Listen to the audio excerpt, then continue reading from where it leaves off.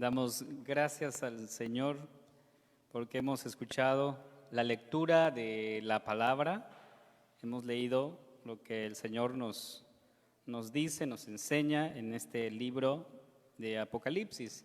Vamos a orar, pedir que el Señor nos guíe en la exposición de la palabra. Oremos. Padre amado, te damos muchas gracias en esta hora por este tiempo que nos das. Hoy, Señor, disponemos nuestro corazón para escuchar tu palabra. Permite, Señor, que tu Espíritu Santo pueda iluminar nuestros corazones, nuestros pensamientos, para recibir tu palabra en esta hora. Señor, en el nombre de Jesús oramos. Amén. Una hermana que estaba muy sana, de repente enfermó, quedando casi ciega y paralizada. El médico de cabecera, quien llegó a ver a la hermana, vio que estaba muy delicada.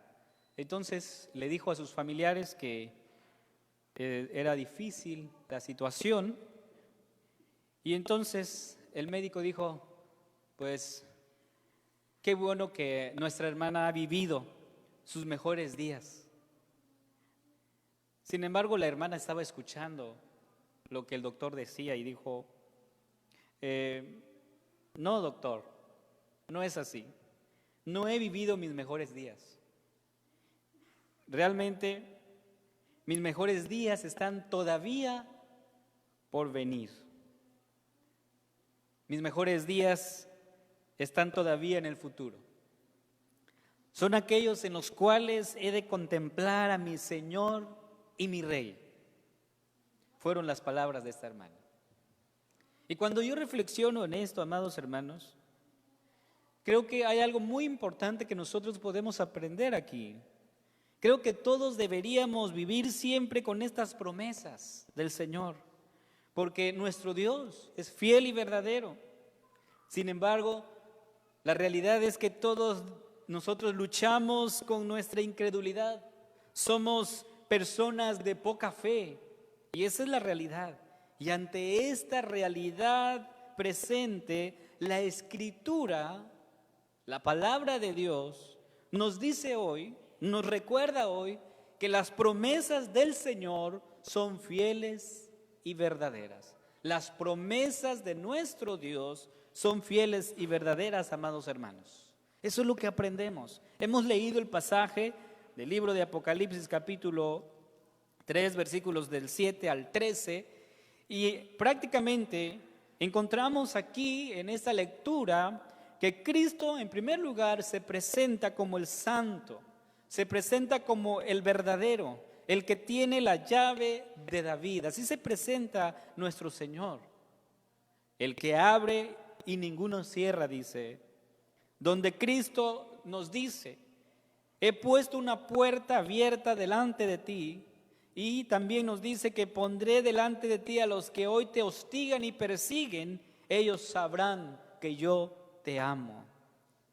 También leemos y encontramos en este pasaje donde nuestro Dios dice, nuestro Señor Jesucristo nos menciona: yo te guardaré de la hora de la prueba, yo vengo pronto. Y luego dice: al que venciere, yo lo haré columna en el templo de mi Dios, al que venciere. Amados hermanos, ¿cuáles son las promesas del Señor? ¿Cuáles son las promesas que encontramos en este pasaje? Precisamente el texto que hemos leído nos muestra por lo menos 5 promesas que nuestro Señor Jesús hace a la iglesia. 5 promesas que el Señor Jesús hace a la iglesia. Primero, dice ahí el versículo 8: abriré camino donde no hay. En otras palabras es lo que está diciendo versículo 8. Yo conozco tus obras. He aquí, he puesto delante de ti una puerta abierta. Eso es lo que entendemos, hermanos. Lo que Jesús está diciendo es que Él abrirá camino donde no hay. Esa es la promesa del Señor. La iglesia en Filadelfia tenía que luchar con tres poderes que constantemente estaban atacando a la iglesia. Número uno, el poder cultural. Número dos, el poder institucional que era y que tenía que ver con el Estado, la opresión romana, y también el poder religioso. Estos tres poderes se habían unido para atacar a la iglesia. En otras palabras, podríamos decir que la iglesia se encontraba entre la espada y la pared. Es un dicho que comúnmente decimos cuando no hallamos qué hacer, cuando no hallamos una salida. Y no solo eso, hermanos, sino que lo complicado era que esta iglesia, dice Jesús mismo, que no tenía las fuerzas para enfrentar esos poderes. No era como las otras iglesias que hemos estudiado, que tenían influencias o recursos económicos para lidiar con todo esto, que tenían tal vez contactos con personalidades de alto rango dentro del estado, dentro de la ciudad. No, Filadelfia no era como estas iglesias. Por eso Cristo dice, sé que tienes poca fuerza, sin embargo, también les dice, has guardado mi palabra y no has negado mi fe. Sorprendente, hermanos. Lo que Jesús está diciendo es que sé que tienes poca fuerza, pero esta debilidad que tú tienes son potenciados porque tú has guardado mi palabra, porque tú no has negado mi fe, te has mantenido firme. Por eso, hermanos, cuando nosotros leemos esto, el apóstol Pablo, en su carta a los Efesios, precisamente él menciona esto. Dice, Efesios capítulo 6, versículo 10, por lo demás, hermanos míos, fortaleceos en el Señor y en el poder de su fuerza. Muchas veces los conflictos hacen que nosotros no encontremos una salida. ¿Sí? ¿Y qué nos dice la palabra de Dios? Que vayamos a Cristo, que busquemos su rostro, así como dice el apóstol Pablo. Dice, por lo demás, hermanos míos, fortaleceos en el Señor y en el poder de su fuerza. Luego, el mismo apóstol Pablo, en su carta a la iglesia en Corintios, 2 Corintios 12, 10, les dice, por lo cual, por amor a Cristo me gozo en las debilidades, dice, en afrentas, en necesidades, en persecuciones, en angustias, porque cuando soy débil, escucha lo que dice, porque cuando soy débil, entonces soy fuerte. Y el apóstol lo está diciendo en el sentido de que cuando Cristo está con nosotros, hermanos, somos fuertes, es lo que dice el Señor.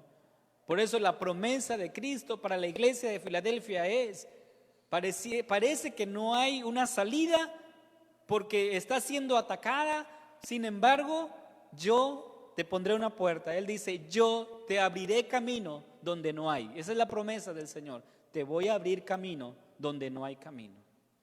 La segunda promesa, el Señor promete también humillar a sus enemigos. Versículo 9, el texto dice, he aquí, yo entrego de la sinagoga de Satanás a los que se dicen ser judíos y no lo son, sino que mienten. He aquí, yo haré que vengan y se postren a tus pies y reconozcan que yo te he amado. Humillaré a tus enemigos, dice el Señor.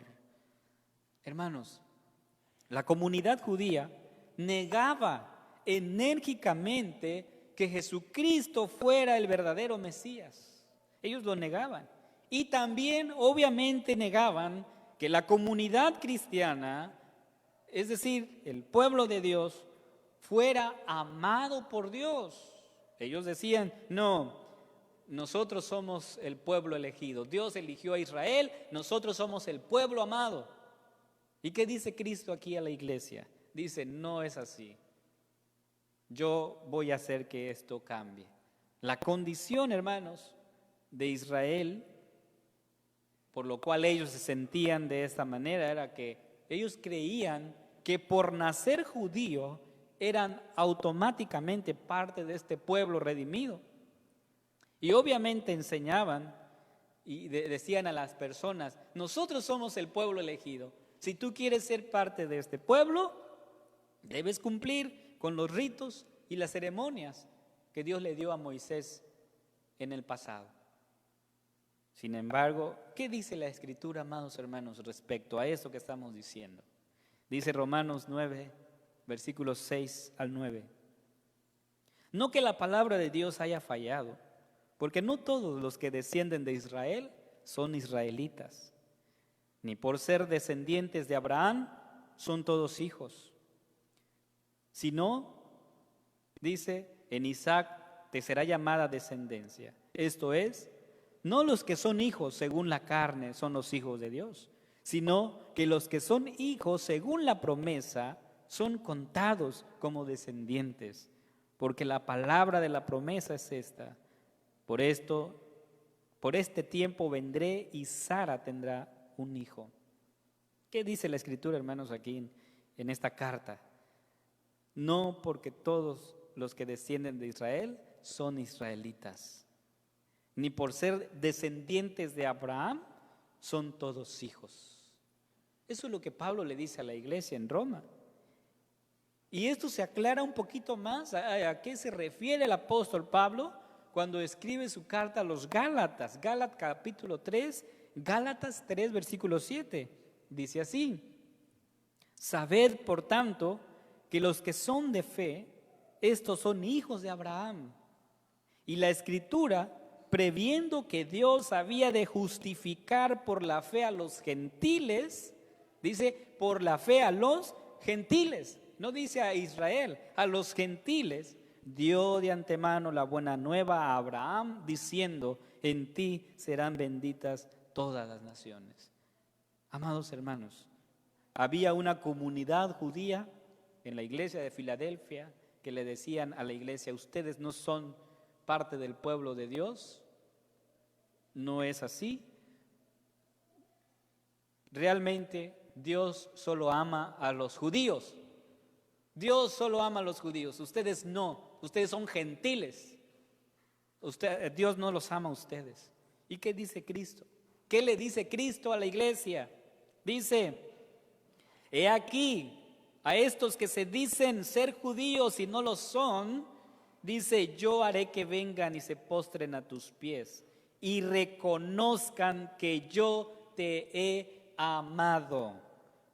Hermanos, las promesas dadas a Israel, dice aquí el texto, que van a cumplirse en la iglesia, que es llamada el nuevo Israel. Es lo que dice la palabra, hermanos. Entonces es de la promesa del Señor. Cristo dice, haré que se postren a tus pies y reconozcan que yo te he amado. Cristo nos ama, hermanos. Él te ama a ti. Él nos ama a todos. Es lo que nos dice en esta hora. Y su promesa es que Él va a humillar a todos nuestros enemigos. La tercera promesa que encontramos aquí es que el Señor dice a la iglesia, versículo 10, dice así, por cuanto has guardado la palabra de mi paciencia, que dice, yo también te guardaré de la hora de la prueba que ha de venir sobre el mundo entero, para probar a los que moran sobre la tierra. La promesa del Señor, la tercera promesa que yo encuentro en este pasaje es que Él dice a la iglesia, te guardaré en la hora de la prueba. Hermanos, Filadelfia fue una iglesia que fue reconocida por Cristo como una iglesia que guardó su palabra. Así lo dice, así lo menciona. Y también era una iglesia que había resistido los embates que habían llegado a la iglesia. Hermanos, esto ha sido siempre la promesa del Señor. Él siempre ha prometido que va a cuidar, va a guardar nuestras vidas. Por eso, recordando un poquito las palabras del Señor, ahí en el Evangelio de Juan capítulo 15, versículos 11, dice el Señor así, y ya no estoy en el mundo, mas estos están en el mundo, y yo voy a ti, Padre Santo, a los que me has dado, guárdalos en tu nombre, para que sean uno, así como nosotros. No ruego que los quites del mundo, sino que los guardes del mal. Esto es lo que el Señor nos dice, amados hermanos. Cristo dice: por cuanto has guardado la palabra de mi paciencia. ¿Qué significa eso, hermanos? Que nosotros no estamos exentos de pasar por pruebas, de pasar por aflicciones. Pero ¿qué nos dice el Señor? Yo voy a cuidar de ti, yo te voy a guardar. La promesa de Cristo es esta: que Él nos guardará, que Él nos protegerá. Anoche que estaba, hermanos, los vientos fuertes y la lluvia que caía, veo a mis niños que tenían miedo por todo lo que se escuchaba afuera, cómo los árboles se movían y todo. Y yo creo, hermanos, que cuando vemos la tempestad hay miedo, ¿sí? Pero ¿qué nos dice el Señor? Que Él va a cuidar de nosotros, que Él va a guardarnos, hermanos. Pero ¿cuál es la realidad? La realidad es que tenemos miedo porque en realidad no creemos en nuestro Señor Jesucristo, que Él tiene el control de todas las cosas. Precisamente ayer que estaba lloviendo en la noche, me puse a pensar y a reflexionar sobre el momento en que los discípulos estaban en el mar y cuando la tempestad estaba azotando la barca. ¿Cómo se sintieron ellos? Imagínense si nosotros aquí en casa nos sentimos así, ¿sí? Y estamos en tierra, ahora ellos en el mar, con las olas azotando la barca, y ellos sentían que se hundían, dice el texto. ¿Qué les dijo el Señor? Hombres de poca fe, hombres de poca fe. Y es lo que nos dice el Señor a nosotros también. Somos personas de poca fe, porque su palabra, su promesa, ¿cuál es? Él dice: voy a cuidar de ustedes, yo los voy a guardar de la hora de la prueba. Es lo que nos enseña la palabra, hermanos. La cuarta promesa que encontramos aquí es que dice: pronto vendré a ti, pronto vendré a ti. Versículo 11 dice: he aquí, yo vengo pronto, retén lo que tienes para que ninguno tome tu corona. Él viene pronto, hermanos. Es la promesa. El Señor Jesús va a regresar. Fue la promesa para la iglesia en Filadelfia. Pero ¿cuál es la realidad? La realidad es que las ocupaciones de este mundo nos han hecho olvidar de que Cristo vendrá otra vez. Por eso el llamado de Cristo es: aférrate en quien has creído. Aférrate en quien has creído. Hermanos, somos llamados a estar preparados. Dice el Señor en su palabra en Mateo 24:44. Por tanto, también vosotros estad preparados. Es lo que dice: estad preparados, porque el Hijo del Hombre vendrá a la hora que no pensáis. ¿Qué vamos a hacer, hermanos? Dice: vamos a estar preparados, porque no sabemos el día ni la hora que el Señor vendrá por su iglesia. Vamos a estar preparados. El texto dice aquí: he aquí, yo vengo pronto. Lo que dice: yo vengo pronto. El Señor va a volver, hermanos. El regreso de Cristo es una realidad, no es una mentira, no es una falsedad. Jesús vendrá por su iglesia. ¿Estás preparado? ¿Estás preparado, amado hermano, amada hermana, joven, niño? ¿Estamos preparados? Por eso Apocalipsis capítulo 1 versículo 7 nos dice: he aquí que viene con las nubes y todo ojo le verá, y los que le traspasaron y todos los linajes de la tierra harán lamentación por él. Sí, amén. Jesús vendrá y todo ojo le verá. Por lo tanto, hermanos, somos llamados a esperar con paciencia la venida del Señor. No nos desesperemos. Jesús vendrá por su iglesia. El apóstol Santiago lo dijo así, allí en Santiago 5, versículo 7. Por tanto, hermanos, sed pacientes hasta la venida del Señor. Vamos a tener paciencia. No nos desesperemos, hermanos. El Señor Jesús vendrá por su iglesia. Él viene pronto, hermanos. Hemos visto hasta aquí 4 promesas. La primera dijimos que Él abrirá caminos donde no hay. Aunque te sientas entre la espada y la pared, Jesús promete que siempre hay una salida y Él pone la salida. Él va a abrir camino. La segunda promesa es que Él va a humillar a nuestros enemigos. La tercera promesa es que Él guardará nuestras vidas en la hora de la prueba. La cuarta promesa es que Él vendrá, hermanos. Él va a venir. Él vendrá por su iglesia. Y la quinta promesa y última, que diríamos es el clímax del mensaje que fue enviado a la iglesia de Filadelfia. Lo encontramos en el versículo 12. Dice: al que venciere, yo lo haré columna en el templo de mi Dios, y nunca más saldrá de allí. Y escribiré sobre él el nombre de mi Dios y el nombre de la ciudad de mi Dios, la nueva Jerusalén, la cual desciende del cielo de mi Dios, y mi nombre nuevo. Esa es la quinta promesa, hermanos. Él nos tiene un lugar.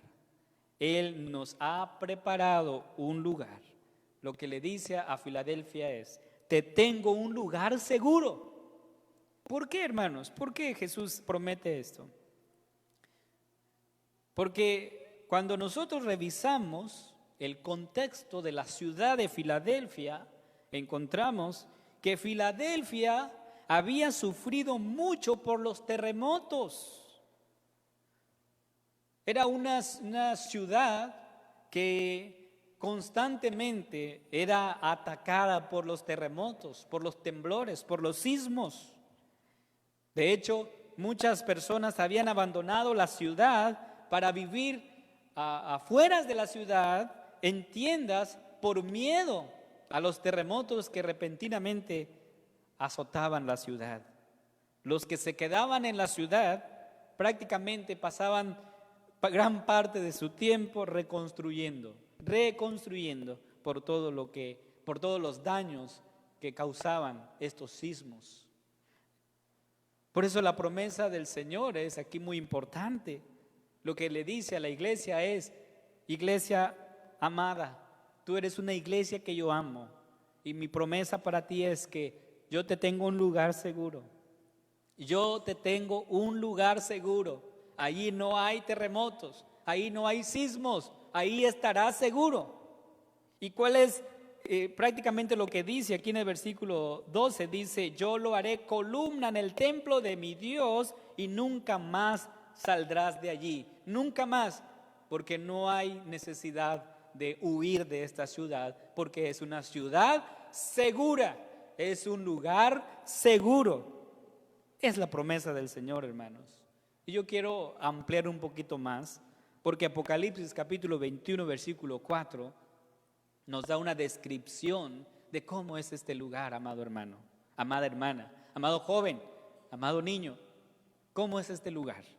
Dice Apocalipsis 21, 4: enjugará Dios toda lágrima de los ojos de ellos, y ya no habrá muerte, ni habrá más llanto, ni clamor, ni dolor, porque las primeras cosas pasaron. ¡Wow! Esa es la promesa del Señor, amado hermana, amado hermano, amada iglesia. Es la promesa del Señor que en este lugar, que en esta ciudad, no habrá más lágrimas, ya no habrá más muerte, no habrá llanto, ni clamor, ni dolor. No, todo esto se acabará, hermanos. Será una ciudad hermosa, un lugar hermoso, un lugar seguro que Dios ha prometido a cada uno de nosotros. Por eso en el Evangelio de Juan encontramos la promesa del Señor: voy pues a preparar lugar para vosotros, para que donde yo esté, vosotros también estéis.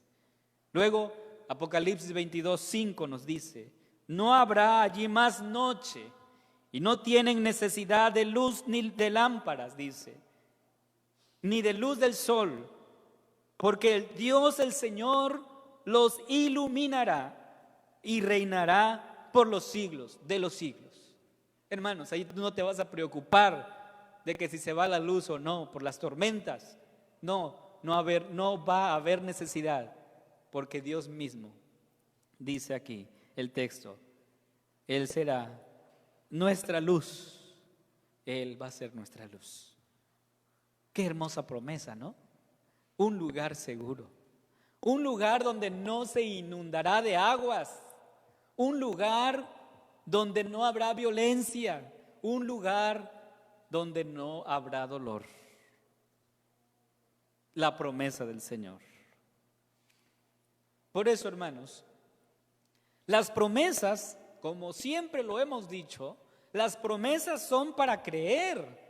Cuando alguien promete, aquel a quien escucha esa promesa, obviamente tiene una cosa por hacer: creer o no creer. ¿Sí? Entonces las promesas son para creer. Por eso la pregunta de este día es: ¿qué pide Cristo de ti hoy? ¿Qué pide Cristo de ti hoy?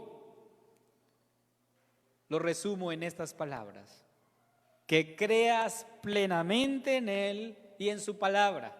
Que creas plenamente en Él y en sus palabras.